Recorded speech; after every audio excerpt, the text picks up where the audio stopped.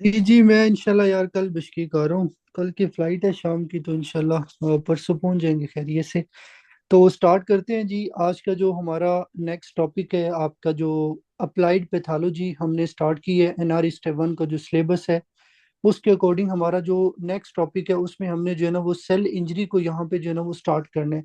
और ये स्टूडेंट कोई यूएसएमएलए की तैयारी कर रहा है, एएमसी प्लेब, ठीक है, एनआरई, सबके लिए ये चीजें इंपॉर्टेंट है, क्योंकि आप लोगों ने ये सारी पढ़नी फर्स्ट एड में। First aid is recommended for every international exam, आप उसको रीड करके जाएं। तो अब स्टार्ट करते हैं यहाँ पे सेल इंजरी से।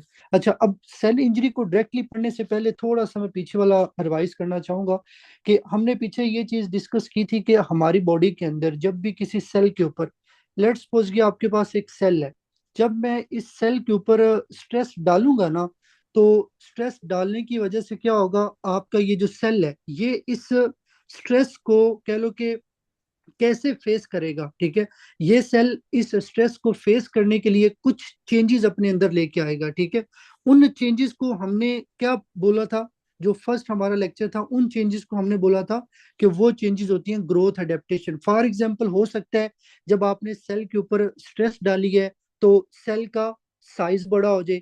अगर सेल का साइज बड़ा होगा तो उसको क्या बोला हमने, हमने बोला था कि इसमें बेसिकली हाइपर ट्रोफी हो जाएगी। हो सकता है सेल अपने जो नंबर है वो ज्यादा कर ले, हाइपरप्लेजिया हो सकता है। या अगर आप सेल की जो न्यूट्रिशन है, सेल की जो डिमांड है, ठीक है, हार्मोन की स्टिमुलेशन, अगर आप उसको हटा दोगे, हो सकता है सेल की ट्रोफी हो जाए। तो मतलब यह है कि जब भी हमारी बॉडी के अंदर स्ट्रेस आती है, तो सेल के ऊपर जब भी स्ट्रेस आएगी ना, तो सेल कुछ अपने अंदर चेंजेस लेके आएगा। उनको हमने पढ़ा था ग्रोथ अडेप्टेशन के चैप्टर के अंदर। अच्छा, अब अगर तो मैं इस स्ट्रेस को इंक्रीज करता जाऊं, अगर मैं इस स्ट्रेस को सवियर करता जाऊं और सेल की एबिलिटी खत्म हो जाए इस स्ट्रेस को हैंडल करने की, तो क्या होगा, ये सेल बेसिकली आपके पास इंजर हो जाएगा। तो उसको बोलते हैं सेल इंजरी। तो आपने प्लीज याद रख लें, कभी भी डायरेक्टली सेल इंजर नहीं हो सकता। जब भी आप किसी सेल पे स्ट्रेस डालेंगे ना, तो वो सेल अपने अंदर कुछ चेंजेस लेके आएगा, ठीक है। वो चेंजेस आपके पास आएंगी in the form of growth adaptation. अगर आपकी चेंजेस कह लें कि आ गई हैं, तो ग्रोथ आपके पास एडेप्टेशन में उसको काउंट करेंगे। अगर आपकी स्ट्रेस बहुत ज्यादा है और ये स्ट्रेस इतनी ज्यादा हो जाती है कि ये एक्सीड कर जाए अबिलिटी टू अडेप्ट, मतलब जो सेल है उसकी एबिलिटी से ज्यादा हो जाए, ठीक है, तो वो सेल की क्या हो जाएगी, इंजरी हो जाएगी। ये बेसिकली एक डेफिनेशन है सेलुलर इंजरी की, कि सेल इंजरी क्या होता है। अच्छा, अब यहाँ पे एक इंपॉर्टेंट पॉइंट है कि भाई बॉडी के अंदर कौन डिसाइड करता है, कौन सा फैक्टर होता है कि यार ये सेल आपका ग्रोथ अडेप्टेशन में जाएगा या सेलुलर इंजरी में जाएगा। क्योंकि हमें पता होना चाहिए कि कब सेल इंजरी में जाएगा, कब कब अडेप्टेशन में जाएगा। तो वो जो फैक्टर होते हैं ना, वो तीन होते हैं जो डिटरमिन करेंगे कि आपका सेल ग्रोथ अडेप्टेशन की तरफ जाएगा या सेलुलर इंजरी की तरफ जाएगा। तो उसमें एक है स्ट्रेस की टाइप, एक है आपके पास सिवियरिटी, ठीक है, कि कितना ज्यादा सीवियर है। अच्छा, अगर तो आपके पास लेस स्ट्रेस हो, लेस सीवियर जो है वो स्ट्रेस हो, तो सेल आपका ग्रोथ एडेप्टेशन में जाएगा। इसकी मैं आगे एक्सप्लेन भी करता हूँ डायग्राम से। जिस तरह यहाँ पे एथेरोस्क्लेरोसिस में एग्जांपल दी है कि एथेरोस्क्लेरोसिस के अंदर क्या होता है, वो आगे पढ़ते हैं। अच्छा, थर्ड आपका फैक्टर है टाइप ऑफ सेल अफेक्टेड।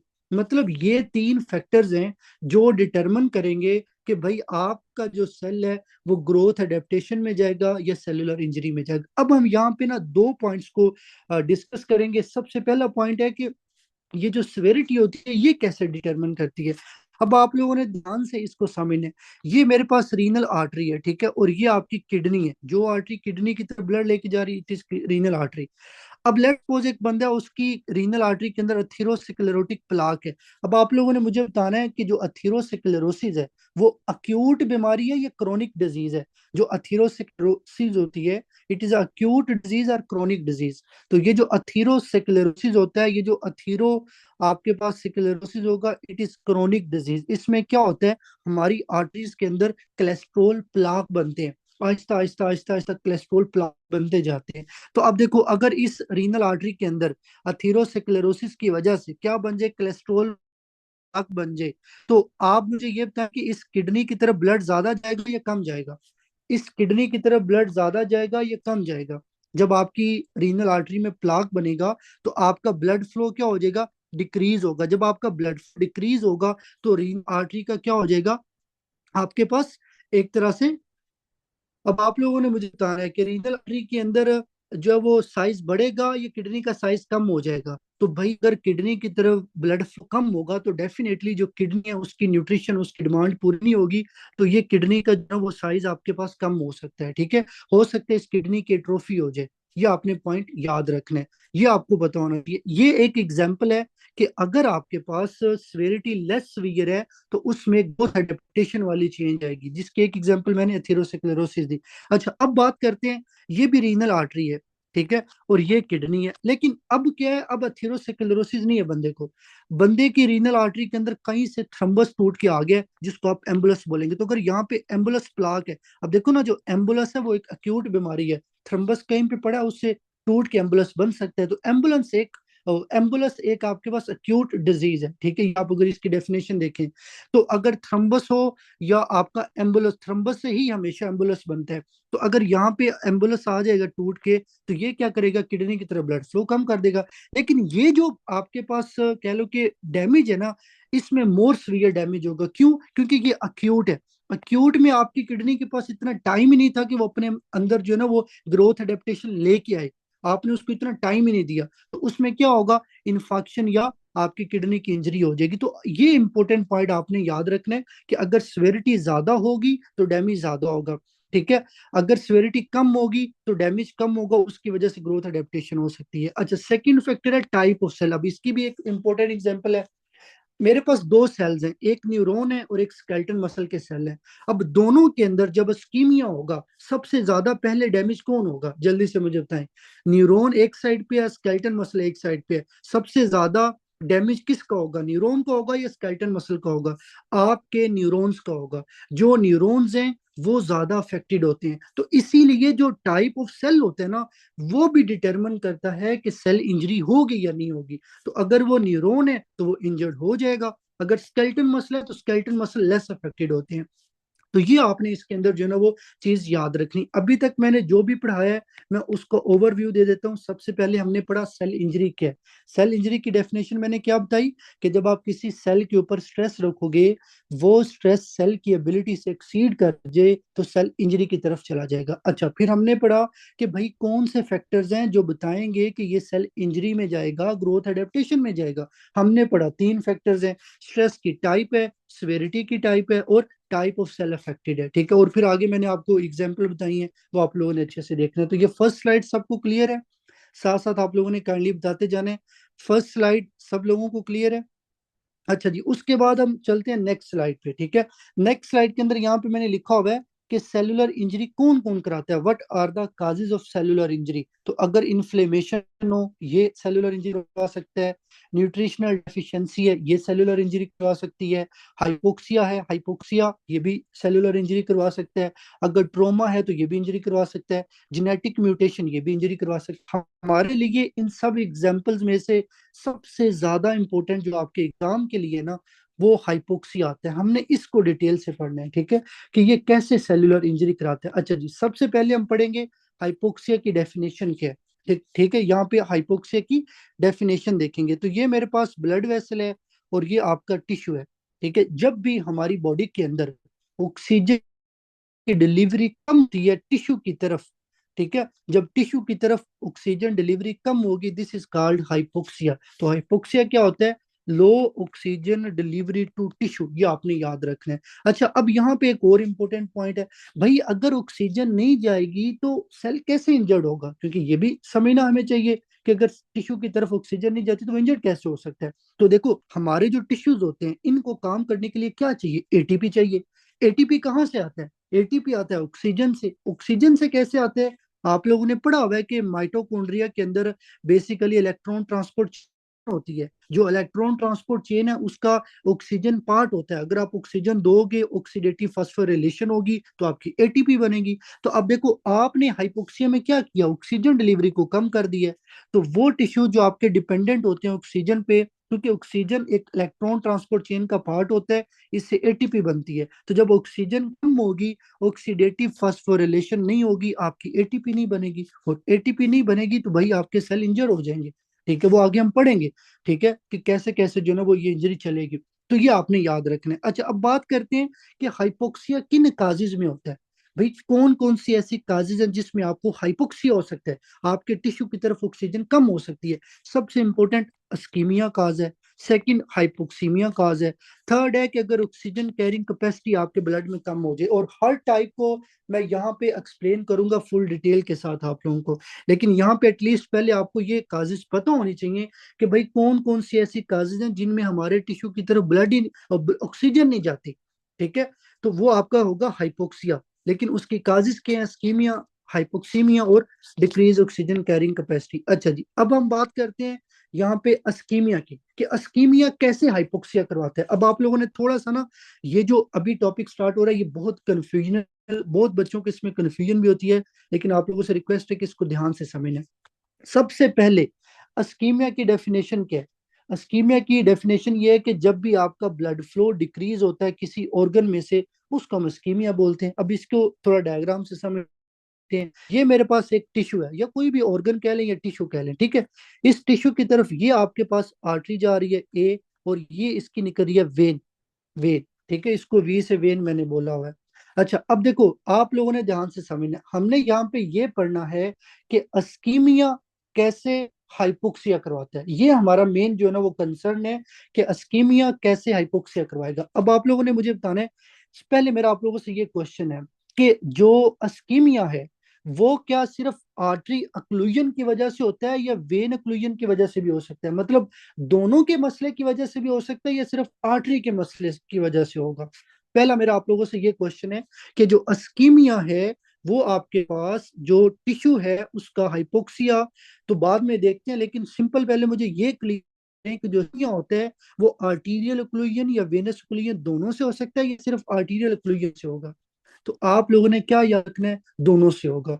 सबसे पहले हम पढ़ेंगे वो का जिसमें आर्टरी का मसला होता है, फिर वो पढ़ेंगे जिसमें मसला होता है वेन का।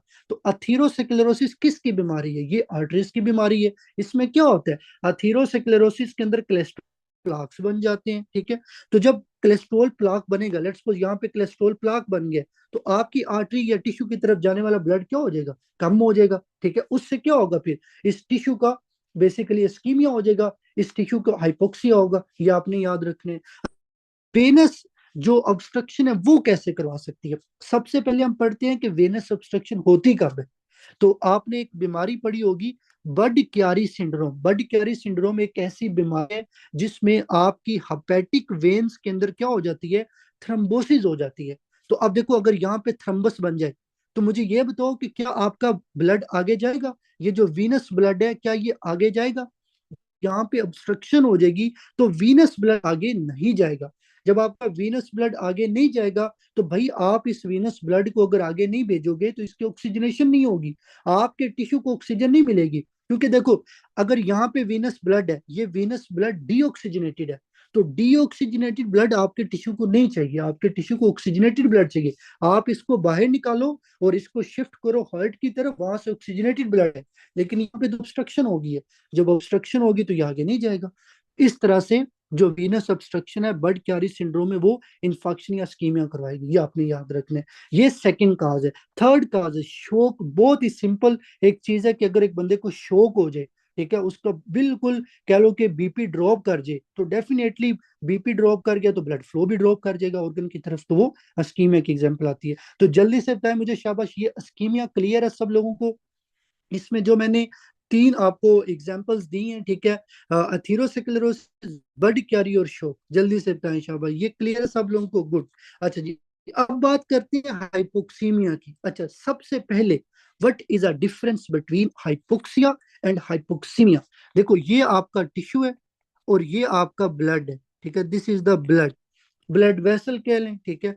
अगर आपके ब्लड के अंदर ऑक्सीजन का लेवल कम होता है, partial pressure of oxygen, P A, P A जो है ना वो स्मॉल होगा, जब partial pressure of oxygen blood में कम होगा ना, इसको बोलते हैं हाइपोक्सीमिया। ये आपने याद रखना है। अच्छा, अगर आपके टिश्यू की तरफ ऑक्सीजन कम जाएगी तो उसको बोलते हैं हाइपोक्सिया। तो ये आपने डिफरेंस याद रखना है कि हाइपोक्सिया एंड हाइपोक्सीमिया के अंदर आपको डिफरेंस पता होना चाहिए, ये आपने याद रखना है। तो ये आपको इसमें चीज क्लियर होनी चाहिए। अच्छा, अब यहाँ पे मैंने लिखा हुआ है कि हाइपोक्सीमिया की डेफिनेशन क्या है, कि जब partial pressure of oxygen blood में कम होगा, कितना कम होगा, less than 60 millimetre H G mercury, भी आप उसको ये सिंपल एच जी बोल रहे हैं। या अगर आपके ब्लड के अंदर ऑक्सीजन सेचुरेशन 90 होती है, this is the definition you have to know, कि जब भी partial pressure of oxygen blood में लेस देन 60 होता है या ऑक्सीजन सेचुरेशन लेस देन 90 होगी, this is the definition of hypoxaemia. अच्छा, अब नेक्स्ट आता है जो कि आपके समझने वाला काम है। ठीक है, सबसे पहले तो मैं इन टर्म्स को एक्सप्लेन करता हूँ। देखो, जो आपके इन्वायरमेंट के अंदर एटमॉस्फेयर के अंदर ऑक्सीजन होती है ना, उसको बोलते हैं FiO2। ठीक है, वो ऑक्सीजन की फ्रैक्शन जो आपके एयर में एटमॉस्फेयर में होती है, जिसको आपने इंस्पायर करना होता है, दिस इज कॉल्ड FiO2। और जब आप इसको इंस्पायर करते हो, ठीक है, इंस्पायर करें सॉरी, जब आप इसको सिंपली इनहेल करेंगे, ठीक है, जब आप इसको सिंपली इनहेल करेंगे तो ये आपकी किस में जाएगी, लंग्स में जाएगी। लंग्स के अंदर क्या होते हैं जो ऑक्सीजन को कैच करेंगे, एल्वुलाई होते हैं। तो जब एल्वुलाई में ऑक्सीजन जाएगी तो वहां पे क्या होगा, प्रेशर बनेगा। उस प्रेशर को बोलते हैं P capital A O2। What is P capital A2? This is the partial pressure of oxygen in the alveoli. और एल्वुलाई से फिर ऑक्सीजन आगे कहाँ जाती है, आपकी जो पल्मोनरी कैपिलरीज है और जो पल्मोनरी वेन्स है, मतलब आपके ब्लड में जाएगी। तो जब ये ऑक्सीजन ब्लड में आएगी तो ब्लड में आके प्रेशर प्रोड्यूस करेगी। उस प्रेशर को बोलेंगे partial pressure of small A O2। This is the partial pressure of oxygen in blood, ये आपने याद रखना है। अच्छा, ब्लड के अंदर क्या होता है, हीमोग्लोबिन होता है। जब ऑक्सीजन हीमोग्लोबिन के पास आएगी ब्लड में, तो हीमोग्लोबिन की सेचुरेशन हो जाएगी। It is the meaning of saturation, कि हीमोग्लोबिन जो ऑक्सीजन है वो हीमोग्लोबिन के साथ बाइंड कर गई है। This is the definition of haemoglobin saturation. उसको हम बोल लिखते हैं SaO2। SaO2 क्या होता है, this is the haemoglobin saturation, कि कितनी ऑक्सीजन आपकी हीमोग्लोबिन के साथ अटैच है। ठीक है, ये आपने याद रखना है। अब मुझे जल्दी से बताएं, शाबाश, पहले ये टर्म्स क्लियर है सब लोगों को? FiO2 क्या होता है, A capital O2, small A2, SaO2, ये सब लोगों को क्लियर है? जल्दी से बताएं, शाबाश यार। ठीक है जी। अच्छा, अब हम बात करते हैं कि आपके पास हाइपोक्सीमिया जो है ना वो कैसे हो सकता है। अब आप लोगों ने मुझे एक चीज क्लियर करनी है, साथ साथ पार्टिसिपेट करने हैं। अगर एक बंदा हाई एल्टीट्यूड पे जाता है, अगर एक बंदा हाई एल्टीट्यूड पे जाता है, तो मुझे ये बताओ, देखो अब हमने काजिज पढ़नी है कि हाइपोक्सीमिया की काजिज क्या है। सबसे पहली काज है एल्टीट्यूड। अब आप मुझे सिंपल पहले ये बताओ कि अगर एक बंदा हाई एल्टीट्यूड पे जाएगा, ठीक है, माउंट एवरेस्ट पे चला जाता है, K2 पे चला जाता है, वहां पे इन टर्म्स में से कौन सा प्रेशर कम होगा? जल्दी से बताएं, शाबाश। इन टर्म्स में से FiO2 कम होगा। अब आप मुझे ये बताओ कि अगर एक बंदा हाई एल्टीट्यूड पे चला गया और वहां पे ऑक्सीजन का प्रेशर कम है, तो ऑटोमेटिकली भाई वहां पे अगर पार्शियल प्रेशर ऑफ ऑक्सीजन कम है, तो जारी बात है आपके लंग्स में भी कम होगा और आपके जो ब्लड है उसमें भी कम हो जाएगा। तो ब्लड में अगर कम होगा उसको हम हाइपोक्सीमिया बोल देंगे। तो एल्टीट्यूड पे जब आप जाओगे तो आपको हाइपोक्सीमिया हो सकता है। अच्छा, इसी तरह हाइपोवेंटिलेशन। अब आपने मुझे बताना है, अगर एक बंदा, ठीक है, सांस आहिस्ता आहिस्ता लेता है, ठीक है, सांस उसको सही नहीं आती, या वो आहिस्ता आहिस्ता लेता है, या उसको लंग का मसला है, तो इन चारों में से कौन सी टर्म अफेक्टेड होगी, कौन सा partial pressure of oxygen affected होगा? अगर किसी को हाइपोवेंटिलेशन हो, लंग का मसला हो, COPD हो, रिस्ट्रिक्टिव लंग डिजीज हो, उस बंदे को पी कैपिटल जो है ना वो उसका मसला बनेगा। अब आप खुद सोचें यार, अगर आपके लंग का मसला है, आपके लंग में ऑक्सीजन नहीं आ रही, तो हाउ इट इज पॉसिबल कि वो आपके ब्लड में जाएगी? तो आपके ब्लड के अंदर भी क्या हो जाएगा, ऑक्सीजन का लेवल कम हो जाएगा। तो इस तरह से hypoventilation, COPD, restrictive lung diseases क्या करते हैं, आपको आपको हाइपोक्सीमिया करवाते हैं। तो ये क्लियर है सब लोगों को? देखो, ये आपकी बुक में एक टर्म लिखी होगी, लेकिन इस टर्म के पीछे आपकी पूरी फिजियोलॉजी है जो आपने पढ़नी है, और अगर वो नहीं पढ़ोगे तो फिर आगे बड़े क्वेश्चन गलत होंगे। मैं अभी से ये चीज क्लियर कर रहा हूँ। स्पेशली अगर आप USMLE स्टेप 1 की तैयारी कर रहे हो, और अगर आपने NRE करना है, ठीक है, और आपने हाउस करनी है, हाउस जॉब के अंदर तो काम ही ये होता है, पल्स ऑक्सीमीटर लेके आओ जी, ठीक है, सेचुरेशन देखो, प्रेशर देखो। तो भाई ये चीजें आपकी जो है ना वो कॉमन है, इनको आपने क्लियर करना है। अच्छा, ये आपकी सेकंड काज थी। थर्ड हमारी काज है कि हाइपोक्सीमिया तब भी हो सकता है अगर आपकी ऑक्सीजन कैरिंग कैपेसिटी कम हो जाए। ठीक है। अगर आपकी जी जी बिल्कुल कम होगी, सीओपीडी रिस्ट्रिक्टिव देखे ना, अगर आपके लंग के अंदर फाइब्रोसिस है तो हाउ इट इज पॉसिबल कि आपकी ऑक्सीजन क्रॉस करके आपके ब्लड में जाएगी। ठीक है। तो लंग जब डैमेज होते हैं तो डैमेज लंग जो है ना, वो ऑक्सीजन तो पॉसिबल नहीं है कैरी कर ले। तो ये आपने इसमें चीज याद रखनी है। अच्छा, थर्ड काज है कि डिक्रीज ऑक्सीजन कैरिंग कैपेसिटी आपके पास कब होती है, अगर एक बंदा उसका हीमोग्लोबिन बॉडी में कम है, अगर एक बंदा उसका हीमोग्लोबिन का डिसफंक्शन हो जाता है, अगर एक बंदा उसके रेड ब्लड सेल का लॉस हो जाता है, तो इन कंडीशंस के अंदर क्या होगा, हीमोग्लोबिन ऑक्सीजन कैरिंग कैपेसिटी कम हो जाएगी। अब हम इनको ना एग्जाम्पल के साथ समझते हैं। ठीक है। देखो, सबसे पहले एक बंदा को एनीमिया है। अब अनीमिया में क्या होता है, अनीमिया के अंदर आप लोगों ने पढ़ा हुआ है कि रेड ब्लड सेल मैस कम होता है, हीमोग्लोबिन कम होती है। तो भाई सिंपल सी बात, अगर रेड ब्लड सेल ही तो होते हैं जिन्होंने ऑक्सीजन को कैरी करना है, हीमोग्लोबिन ही तो होती है जिसने ऑक्सीजन को बाइंड करना है।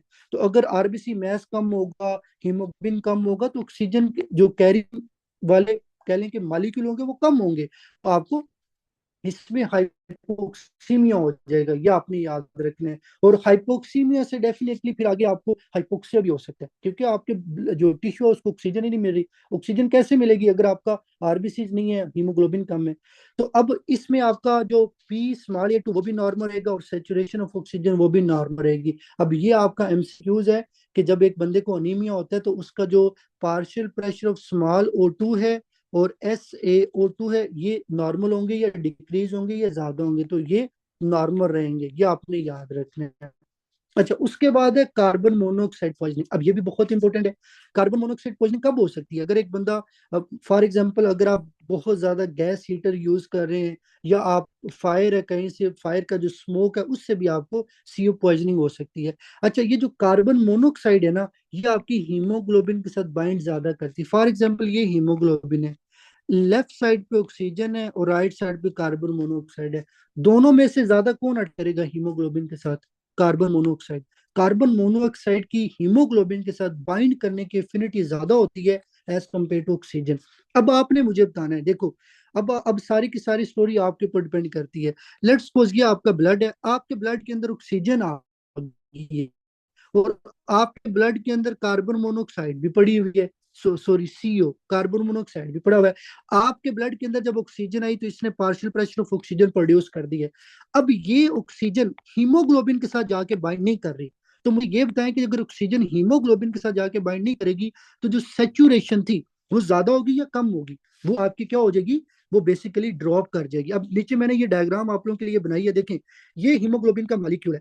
बेसिकली हीमोग्लोबिन अगर एक मॉलिक्यूल है ना, उससे उसने उसके अंदर 4 पॉकेट्स होती हैं, ये 1 2 3 और 4, इन पॉकेट में क्या आना होता है, ऑक्सीजन ने। अब अगर एक पॉकेट होगी तो उसको बोलते हैं 25% सेचुरेशन, 2 पॉकेट्स फिल होंगे उसको 50% बोलते हैं, 3 होंगी 75, 4 होंगी तो 100%। अब देखो, अगर आपकी हीमोग्लोबिन के अंदर 2 पॉकेट्स के ऊपर आके ऑक्सीजन बैठ गई है, 2 के ऊपर हीमोग्लोबिन बैठ गई है, तो भाई डेफिनेटली जो ओवरऑल हीमोग्लोबिन सेचुरेशन है वो कितनी हो जाएगी, फिर 50% हो जाएगी, वो कम हो जाएगी।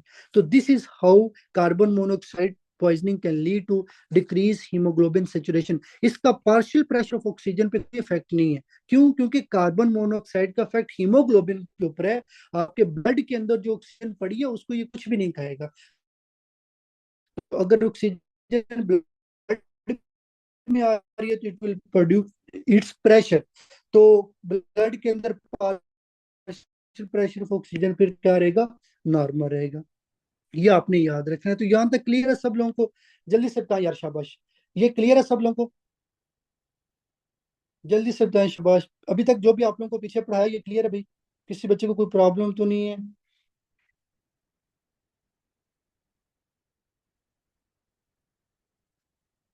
ठीक है, ठीक है। अच्छा, आप लोग काइंडली ना साथ साथ बता दिया करें, क्योंकि अगर आप लोगों की तरफ से रिस्पॉन्स नहीं आता, मुझे यही फील होता है जैसे शायद नेट का कोई इशू आ रहा है। तो काइंडली साथ साथ बता दिया करें आप लोग। अच्छा जी, अब यहाँ पे नेक्स्ट हम लोग पढ़ते हैं कि आपके पास मेथ हीमोग्लोबिनिमिया क्या होता है। ठीक है। सबसे पहले आपने एक चीज याद रखनी है कि हमारा जो आरबीसी के अंदर हीमोग्लोबिन होता है, ठीक है, आप लोगों ने पढ़ा हुआ है, इंशाल्लाह पढ़ेंगे हम लोग हिमाटोलॉजी सिस्टम में, कि जो हीमोग्लोबिन है ना, बेसिकली इसके अंदर आयरन होता है। जो आयरन होता है ना, वो Fe+2 फॉर्म में होता है। ठीक है।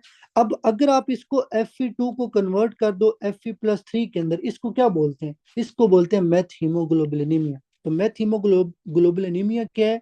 ये एक ऐसी कंडीशन है जिसमें आपका जो आयरन है, जो हीम के अंदर होता है, बेसिकली उसको ऑक्सीडाइज कर दिया जाता है Fe+3 के अंदर। ठीक है, और ये जो Fe+3 आयरन होता है ना, ये बेसिकली आपने याद रखना है, अगर हीमोग्लोबिन के अंदर होगा तो आपकी हीमोग्लोबिन ऑक्सीजन को बाइंड नहीं कर सकती। हीमोग्लोबिन को ऑक्सीजन को बाइंड करने के लिए Fe+2 चाहिए। ठीक है, आयरन ये वाला चाहिए, अगर 3 वाला होगा तो वो काम नहीं करेगा। तो भाई अगर हीमोग्लोबिन के अंदर Fe+3 है और वो आयरन के साथ जो है ना वो आपका बाइंड नहीं करेगा, तो क्या हो जाएगा? हीमोग्लोबिन जो सेचुरेशन है वो क्या हो जाएगा? कम हो जाएगा। तो मेरी आवाज सबको ठीक आ रही है, क्लियर आ रही है? काइंडली एक दफा।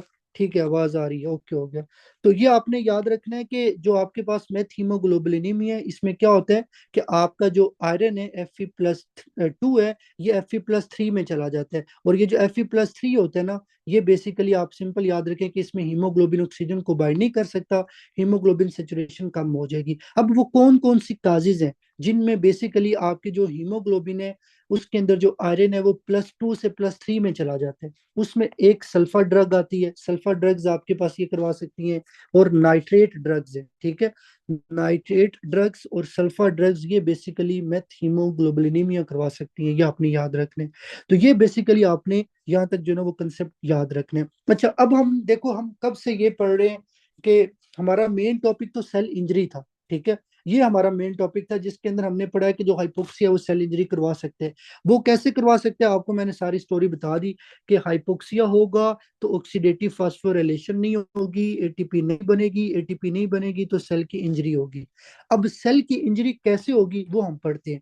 ठीक है, सबसे पहले आपने याद रखना है, सेल के अंदर ना दो पंप होते हैं इंपॉर्टेंट, एक सोडियम पोटेशियम पंप है और एक कैल्शियम पंप है। और तीसरी चीज आपने याद रखनी है कि हमारे जो टिश्यू होते हैं उनके अंदर जो ग्लाइकोलाइसिस होती है वो एरोबिक होती है, मतलब ऑक्सीजन की प्रेजेंस में होता है ना काम सारा, ग्लूकोज की ब्रेकडाउन होती है।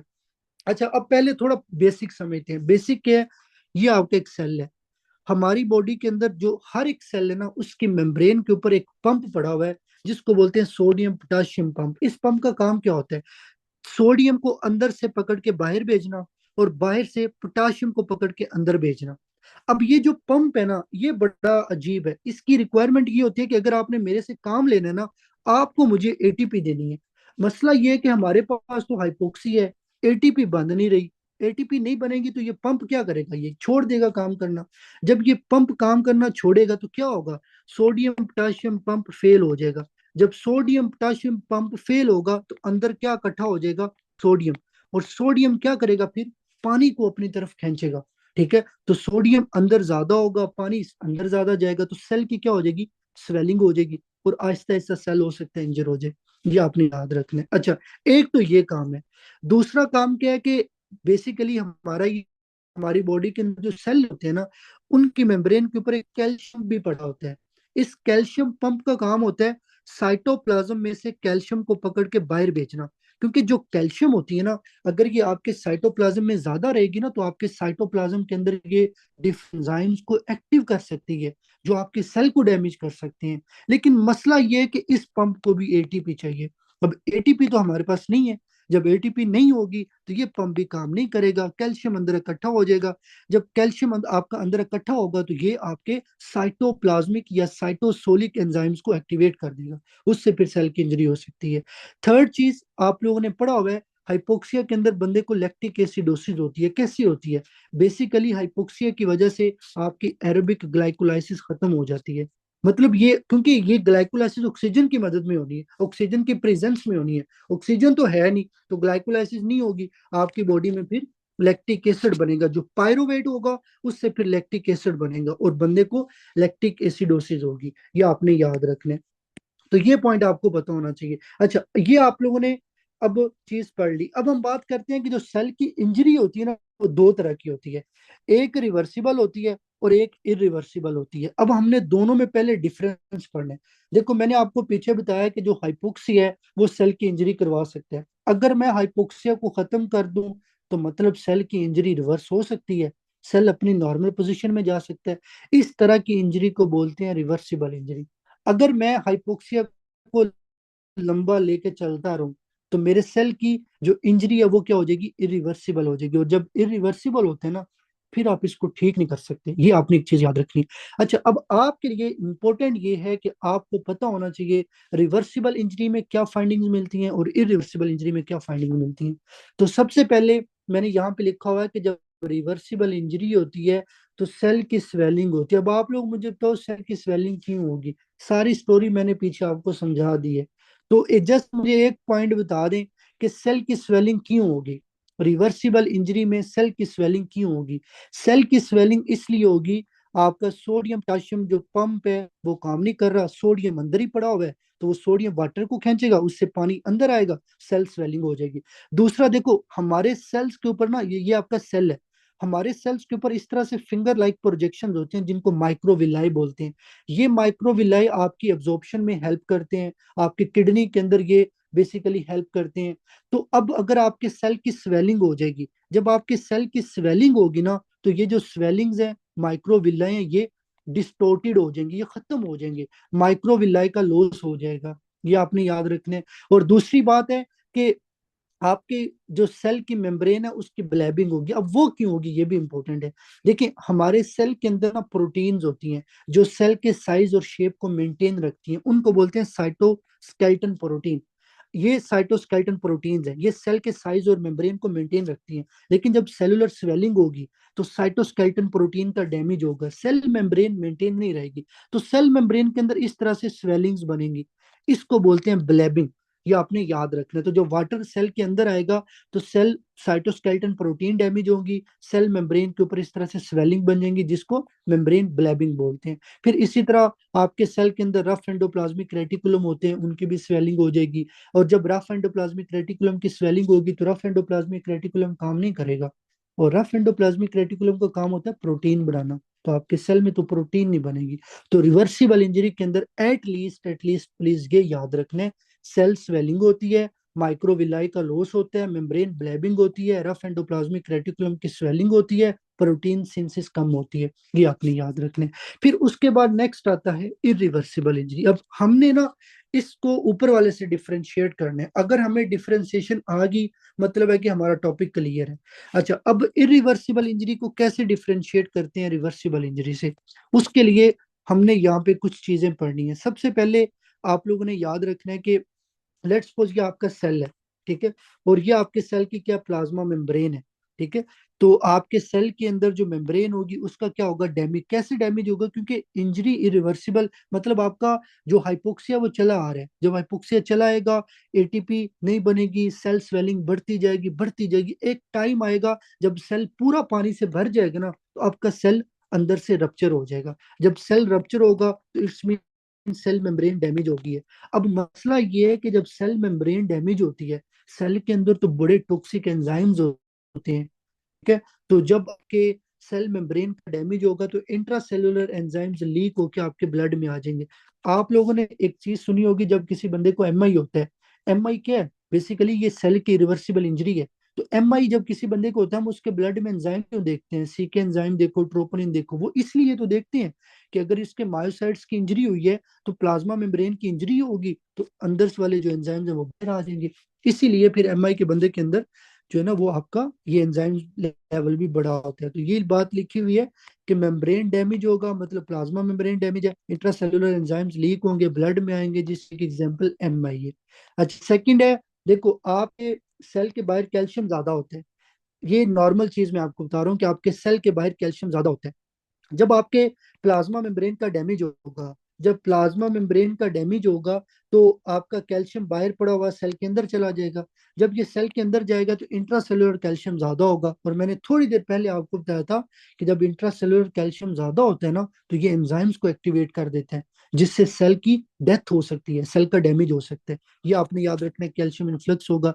तीसरी तीसरी बात, सेल के अंदर माइटोकॉन्ड्रिया होते हैं, तो माइटोकॉन्ड्रिया की मेम्ब्रेन का डैमेज होगा, इलेक्ट्रॉन ट्रांसपोर्ट चेन नहीं चलेगी, और एटीपी प्रोडक्शन क्या हो जाएगी, कम हो जाएगी। ये थर्ड पॉइंट है।